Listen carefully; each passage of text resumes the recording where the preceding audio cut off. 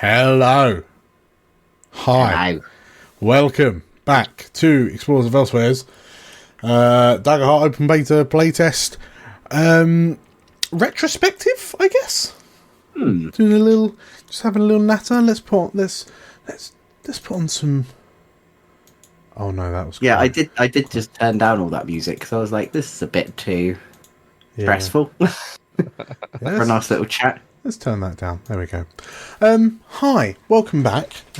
If you're joining us again, having watched, we've just finished the Marauders of Windfall.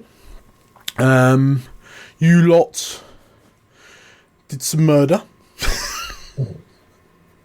But yeah, we're gonna have a real quick talk about our thoughts and feelings on what we played, and I guess it's going to be interesting because we certainly had some thoughts as we were playing it, and then there were like 2 beta updates as we were playing it to 1.4.2 and then 1.5, which some of them actually addressed some of the things that we were grumbling about, didn't they? So, yeah.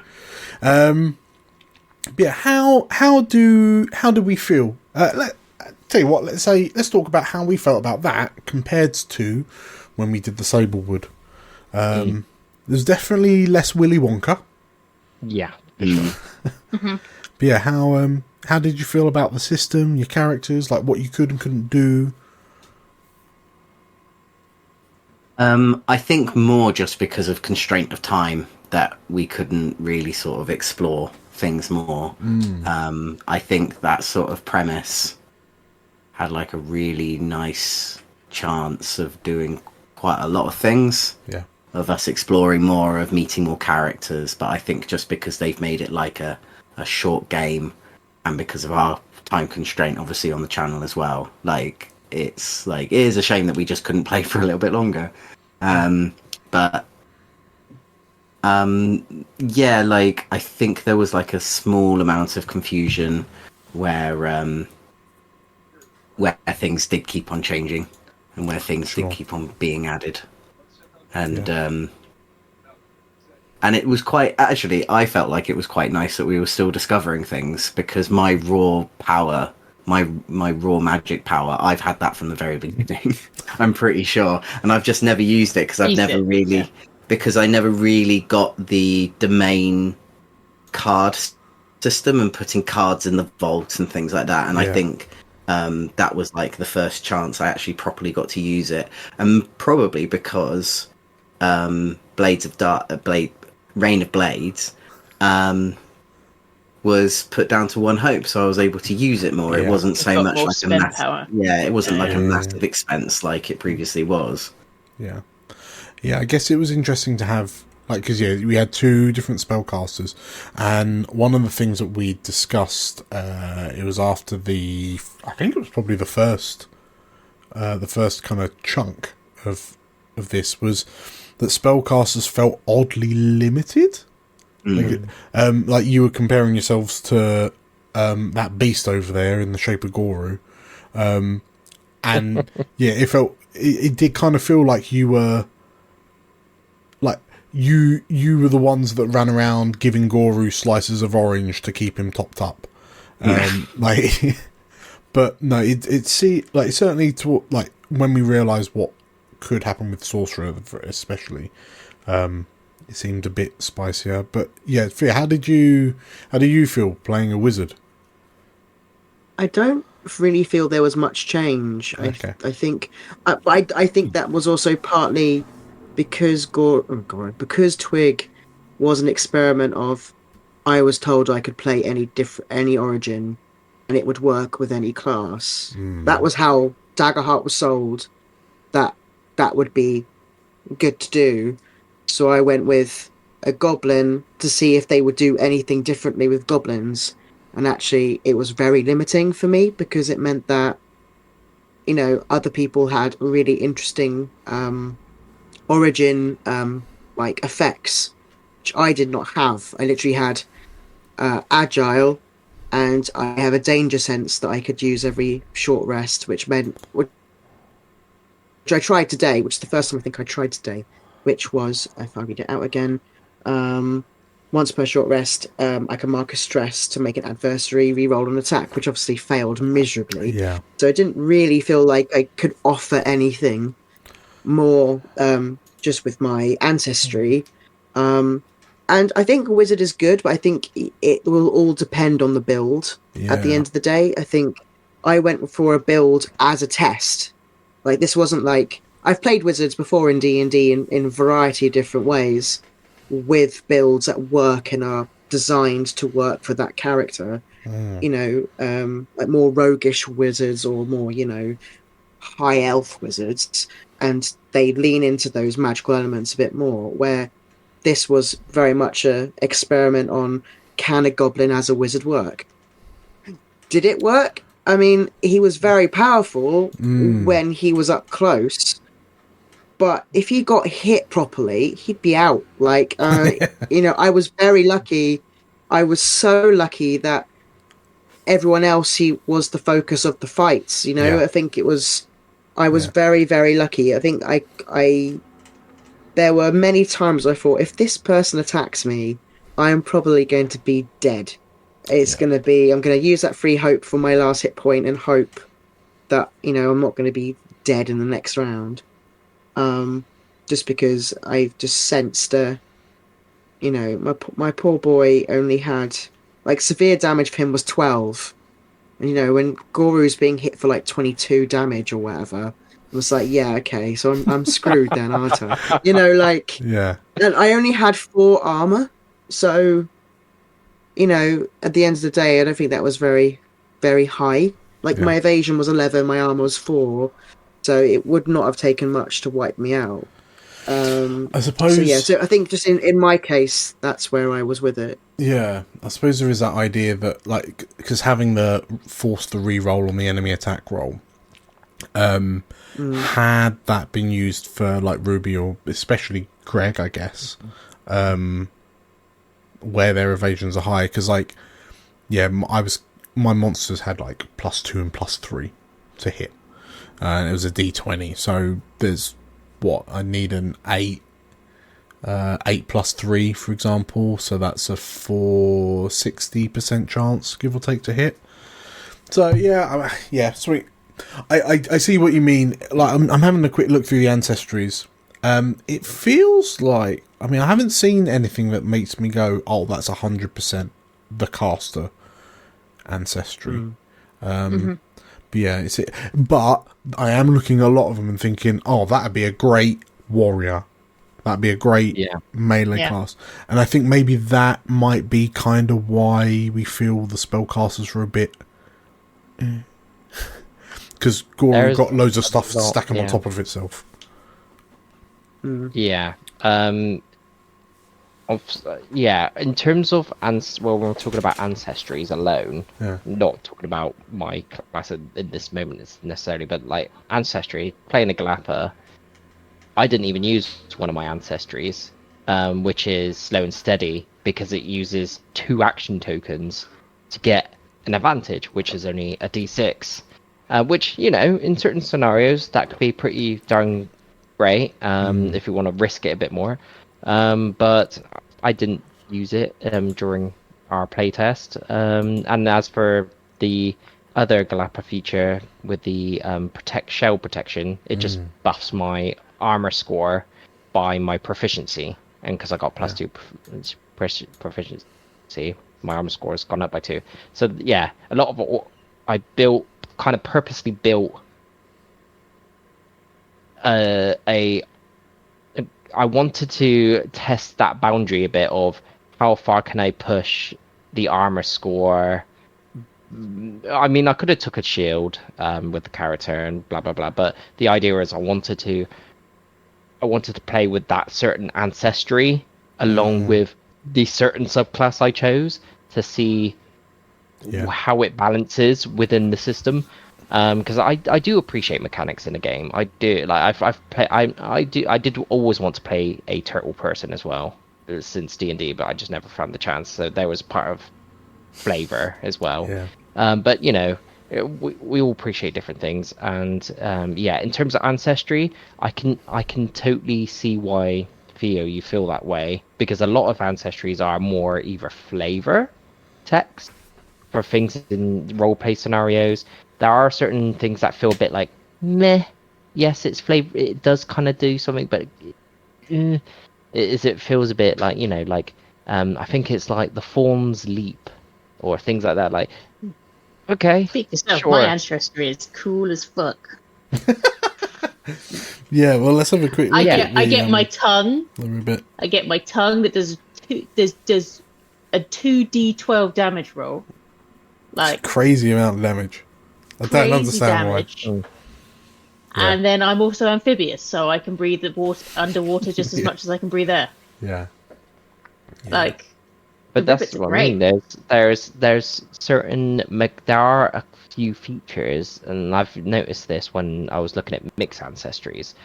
There are certain features that lean more on the mechanics, more heavy, like increase your amount of armor slots by 1, increase your agility by 1, or evasion, or increase. There's certain things like that hidden within some of the ancestries, on top of a lot of these flavorful things, and some to do with dice manipulation. But yeah.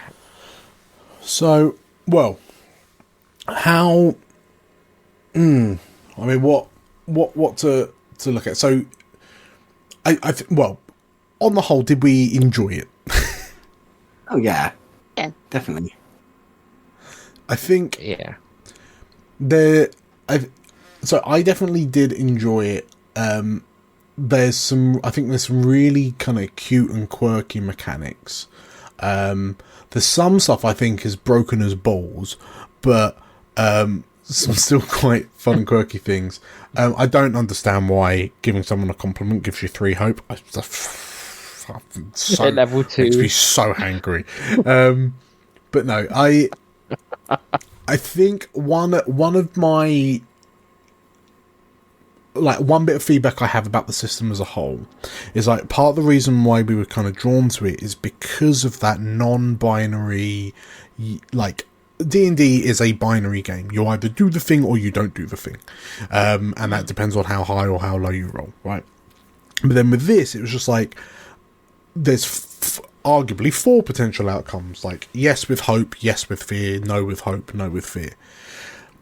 And like Nate and I, we are currently playing through Blades of the Dark, and there's loads of ground for narrative outcomes based on like context and what you've rolled and so on and so forth. So, and in Blades or any kind of Powered by the Apocalypse style game, you have the like yes and, or yes but, and then the no, maybe it's a no and no but.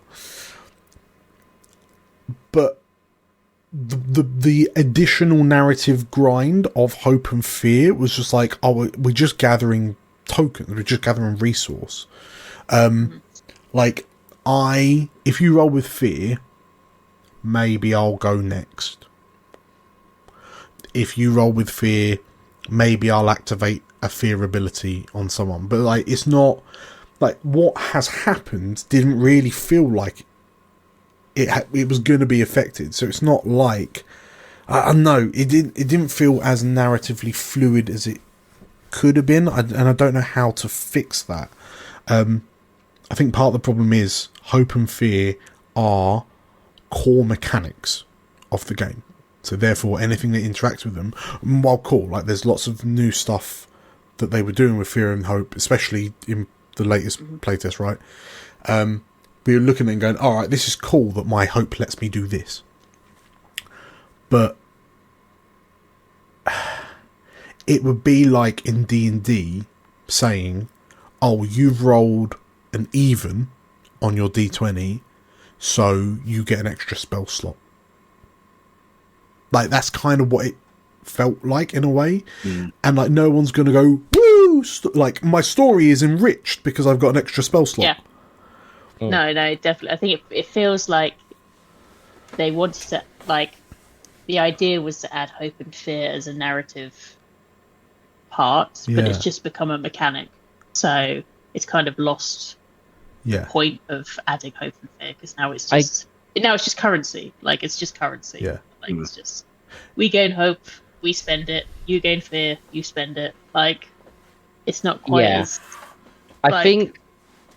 I guess as... you could look at it though in the sense of that. In some cases, that should be on us as players or the DM to add reason to those roles. For sure.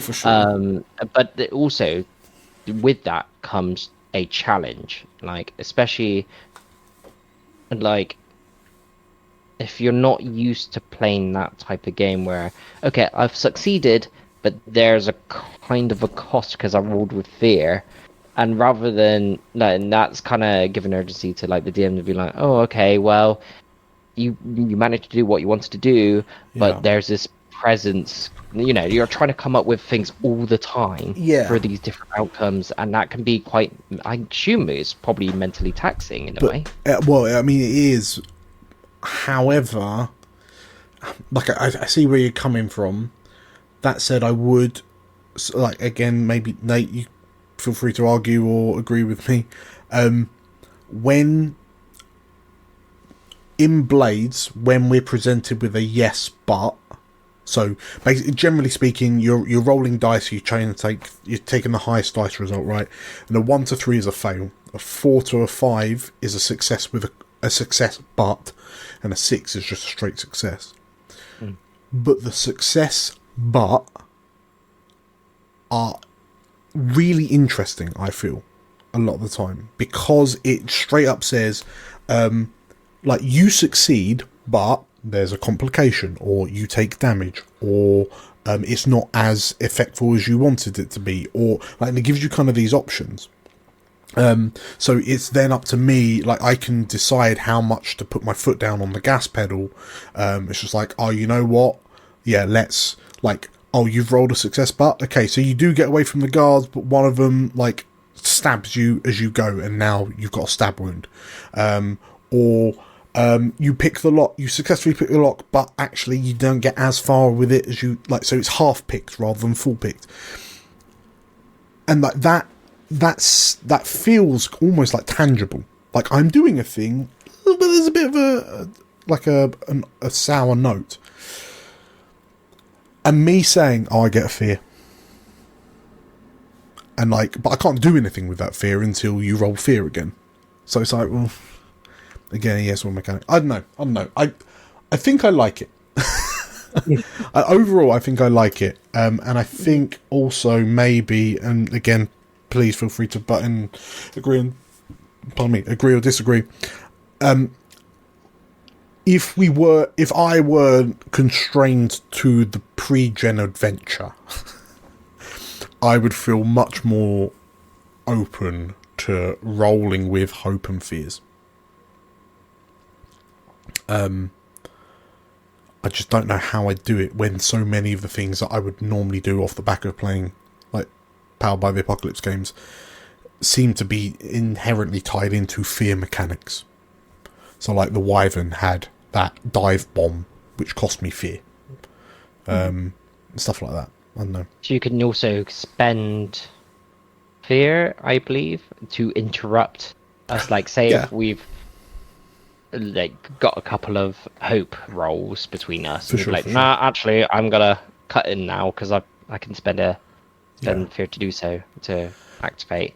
It almost feels, well, off the back of that idea, I had 5 fear at the end of this session, and there was a part of me that realised every time I spend fear, I extend the duration of what is happening.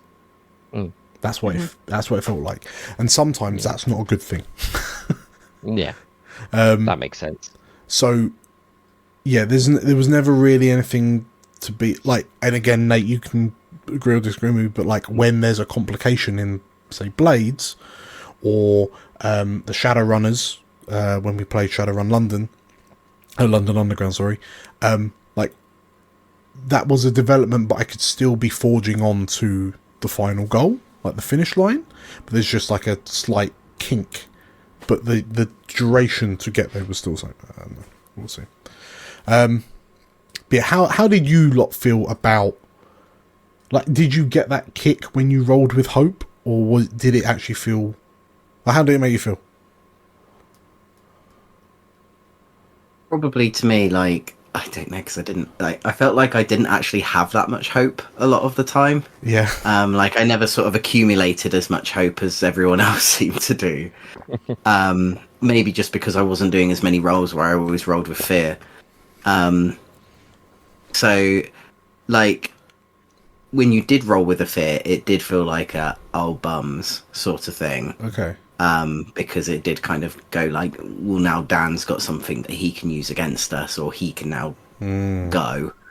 So there was that sort of underlaying of like tension towards that. That was added with the tension of, am I going to roll high enough to be able to make this attack, or am I going to roll high enough to do the thing? So in a way, it did add like an added element of tension to the rolls, because it was just like, I need to roll high, or I need to roll a certain amount to get this, and I also need to roll it on hope, because one, I could really do with some hope because that's a good thing for me, but fear is a bad thing for me because Dan gets it, and then that means he does a thing. So yeah, it was, I feel like it is definitely an interesting mechanic that maybe they do need to think of more from the DM's point of view. Yeah. I guess, because I suppose the one thing was, like, if you were rolling poo but getting hope, it didn't feel like that that wouldn't actually really do anything for you. Like, because I was just looking at it, just wondering, because I remember there's a spend a fear to do like extra damage to the players, but there's almost a part of me that was like, should there be a spend some amount of hope to get advantage? Because at least then, because like Gora, you have the thing where if you miss, you got like +1 to hit on your next one, so it was like a built-in roll protection, like Baldur's Gate 3 style, like in like karma dice. Yeah. So maybe if there was the option to be like, I'm rolling like dirt today, I would like to spend 2 hope to get advantage, please. And like the closest we got to it was, I felt like some of the teamworks we did were not because it was a cool teamwork thing. It was just like, we really need this to hit, so I'm going to spend 3 hit, and then we get to roll twice. But then that kind of took away from that special feeling of teamwork, I felt. Yeah, that's when it goes just back to currency again. Yeah. Where it's just, Yeah. Like we're just trying to make. But I think also the hope and fear would be, I think the feeling of hope and fear would also be affected by a different storyline, because I feel like it wasn't particularly scary. Or, like, I didn't feel like you're just like, oh, you're a bit kind of pigeonholed in this story of where your loyalties should lie by the end. What do you mean? It was completely your choice. Like, there was no, like, who do we side with? Because you're very much forced into the side of which you would take. I mean, unless we're all just, like, chaotic evil. And we're all just like, oh, no, just kill everyone. But, I mean, I never felt like there was... I don't know, there's not, like, a growing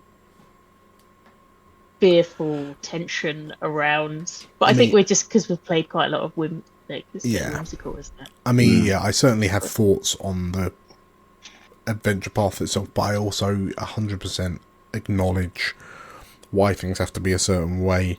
There is a part of me that's almost kind of glad that there doesn't seem to be a follow-on to this, because there's a lot of decision points, and arguably there's a lot of things in the lead up to those decision points that would affect the decision points, i.e. you murdered loads of the pirates. Because that's what heroic tabletop RPGs do. Like, oh, there's a bag of hit points, I want some XP. But like, the fact that this adventure expected you to side with the pirates, expected you to escape with the pirates, expected Kane to survive. Why would we let that? Yeah. Did it say survive? Did it say anything if we sided with Kane? Yes. You side with him, and then before anything, okay. Does it shoehorn it back to the pirates again, where it's just like you side with Kane, but then you decide that you don't side with Kane? Against the pirates. If the PCs move against Calliope, she fights to disarm the PCs while pleading with them to free their navigator, echoed by Del, whose fear turns to anger if the PCs ignore their plight. After the PCs first roll with fear, Commander Kane appears.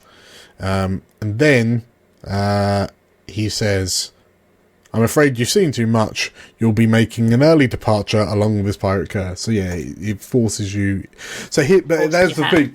Like again, confines of a pre-written. I get it. And this, if it wasn't, if it felt a bit kind of boxed in because there was a part of me that was like, I don't know how much of a series this is, because if there is a sequel to this, I expect it's going to start on the Crimson Cloud with the Crimson Cloud pirates doing Crimson Cloud pirate things. So it expects you to have done all of those things. But, yeah, theoretically, you're supposed to have not done the murders. You're supposed to not farmed the XP off these pirates. You're then supposed to have sided, never gone against the pirates, because that's a bit of a dissonance to go, oh, I'm really sorry that we murdered half your crew, but can we be friends? Yeah, that's kind of what it felt like towards the end. Because that's also the only way off the ship is with the pirates. Yeah, exactly. That's what I mean. Like, there's nothing you can do, so you have to go with the pirates. Yeah. Like, and I know 100% the moment you introduce a homebrew, like when you're not necessarily bound by these constraints, because I'm worried that I have to almost deposit you in a specific place to then pick up the next playtest. If it's a homebrew and you're a bit more free, then you can, I guess, let the mechanics sing a bit more, because you can relax into them and let them guide you. But yeah, I guess that kind of segues into the concept of non-pre-written adventures, doesn't it, gang? it does. It's almost like we need a more scary, more fearful homebrew. So, go on then. Were you going to say something?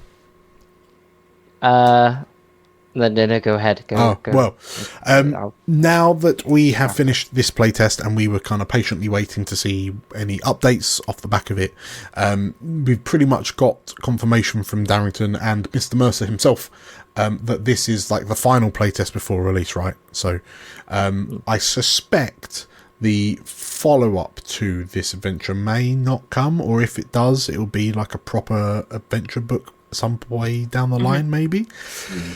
But in the meantime, we've certainly enjoyed playing live. We've certainly enjoyed playing this. And for anyone who spent any amount of time on the channel, they will know that the reason we're called Explorers of Elsewhere is because the main campaigns on the channel... what a perfect time for a change of music. We run campaigns in the homebrew setting of Elsewhere. So, going forward, we are going to be continuing with Daggerheart playtests, but we will be transitioning. So we're going to have Elsewhere specific heritages. So we're not going to be using we're going to be gratuitously using the mixed heritage rules, the mixed ancestry rules from Daggerheart to represent the various heritages of Elsewhere. So Lorivar, Asavar, goblins, sprites, wolfkin, dragon sense, keepers, and Majani. When we say it would be nice to not have any lines that we find the story constrained by, that is great, because the whole point of the Elsewhere setting is to be one of exploration and discovery and rediscovery, and letting the world grow organically around the stories of our characters. So yes, we will be returning. We're going to be doing that. I'm excited. There'll be there may well be some tie-ins to some of either the current campaign or the previous campaign that we ran on the channel. But yeah, I'm excited for that. I'm excited to see what characters you four bring up. Also, the whole idea of it, the main campaign settings for the main campaigns for Elsewhere are episodic, so this will also be episodic as well, just on a shorter scale. So we'll be doing like adventures, and then depending on how time and commitments are for the four of you, we can have players dip in and out, which will also then bring opportunities for new opinions on the rule set, new characters. Obviously, the four of you, if you stick around, you're more than free to chop things in and out. So yeah, really kind of building into this kind of episodic tapestry that lets us kind of colour in some of the spaces that's left around between the various campaigns. And you never know, stuff that happens in the Daggerheart Elsewhere games could well have a callback or a distinct effect on future campaigns with Elsewhere. That's kind of the whole idea of the episodic nature of. Yeah, some of you have got ideas for characters, haven't you? Yeah. Four characters for Livvy, all in a trench coat. Yeah, gonna be excited to see that. So I'm expecting, I mean, I've kind of said to the five of us that we could be looking at doing the first episode of that a fortnight today on the 1st. But yeah, we'll see. It's quite a lot to start, quite a lot to take in, to build towards. But I think also, yeah, having that opportunity to have Daggerheart be a bit more organic could well give us some new perspectives on it. Yeah. Any other closing thoughts from the four of you? What was the thing you loved most about Daggerheart to date? Starting with Fio, just to put you on the spot. Great. Well, this is my first live stream.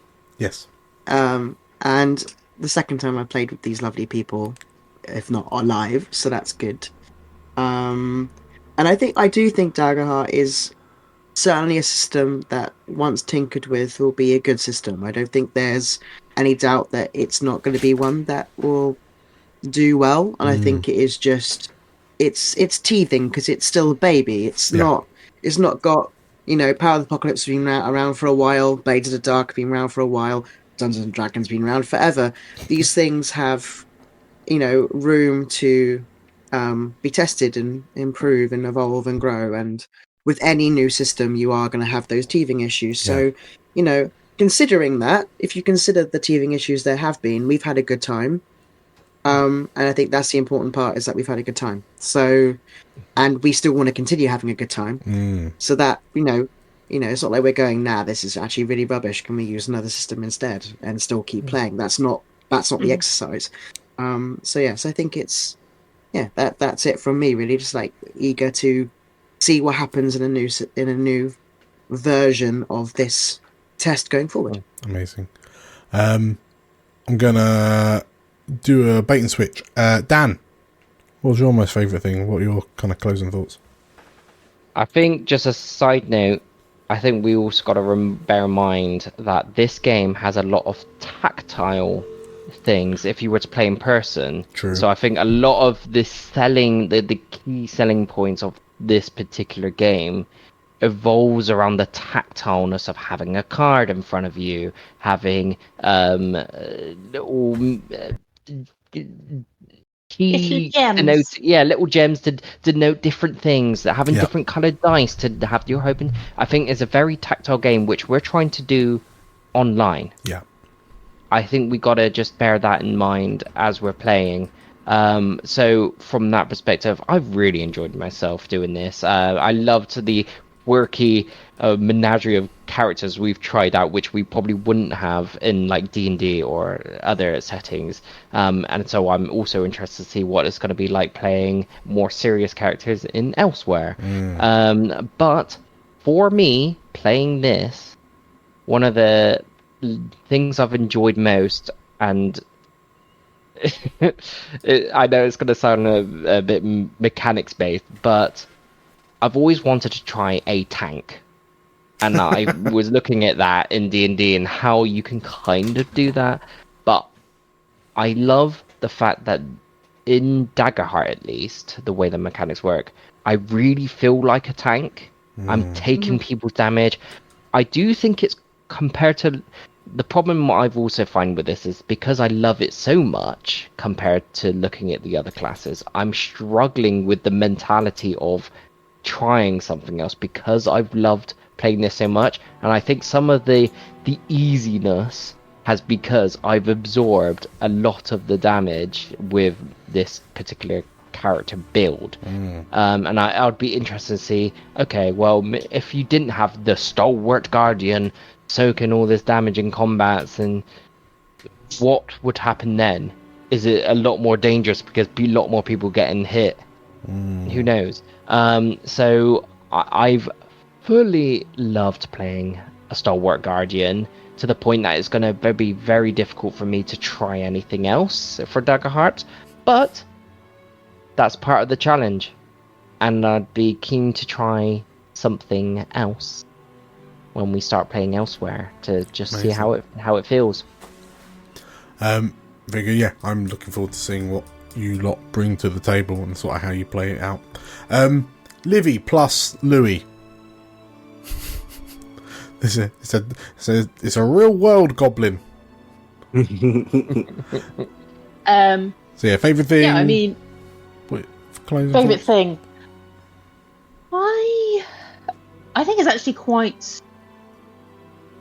Well, it's not plug and play. It's quite plug and play, really, for a RPG.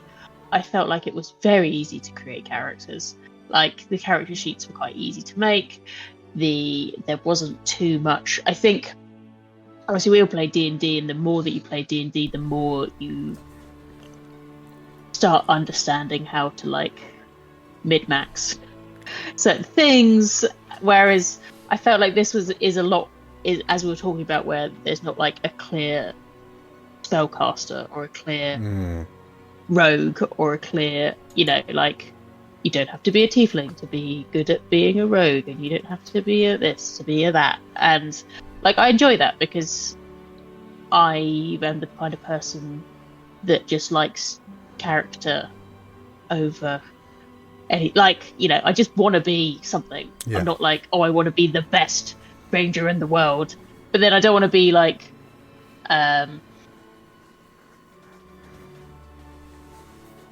have difficulty playing a character because I really want to be a Kenku. I want to be a strength wizard.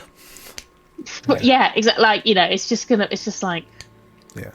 So I enjoy that. I like that it's not, you can't, manipulate your way around it as much. I mean, Dan's there being like, well, you can, but I think, like, you're not forced into that, I guess. I guess building on what you were just saying, like, some of the more powerful things do have a bit of a narrative foundation. So, like, teamwork roles, or complimenting someone's shoes and giving them 3 hope, like, so it does kind of drive you to do that a bit more. So yeah, I suppose there is that. I think you can just be anything you really want to be, and it's not like you're going to feel like, well, I can't be a Freg. No, was it Ribbit? Can't be a Ribbit because I also want to be a rogue. Like, you can be a Ribbit and a rogue. Doesn't matter. Well, yeah, it's also in, like, off the back of that, like, building who you want to build. Us using the mixed ancestry rules for this to go right. What does a Lorivar from elsewhere look like? What abilities do they have? And we've kind of gone through and kind of decided amongst ourselves. We think that these are appropriate for this heritage. So as a Lorivar, I get to choose one of these, and then one of these. So yeah, we'll almost be able to, like, fine tune your characters based on how you want to approach that character, which I think that'd be quite fun. Nathaniel, Hello. favorite things, final thoughts. I think there's just lots of little things that I really like. I really like the experience, like, element of it. I like the fact that you can literally choose anything you want to be your experience to really shape your character, and that actually has implications towards the game. Yeah. So, like, using an example from, like, the game that we all played together, the Wild Beyond the Witchlight campaign. So my character Heffy, she was an elderly dwarf woman, and she was a cook, and one of her big traits was about cooking, but there wasn't very many things within D&D that could use that element of her character, besides from, like, the chef feat, which we decided not to take in the end because it was actually a bit naff. So there was nothing really that I really had to like really search to sort of bring something in that would highlight her character.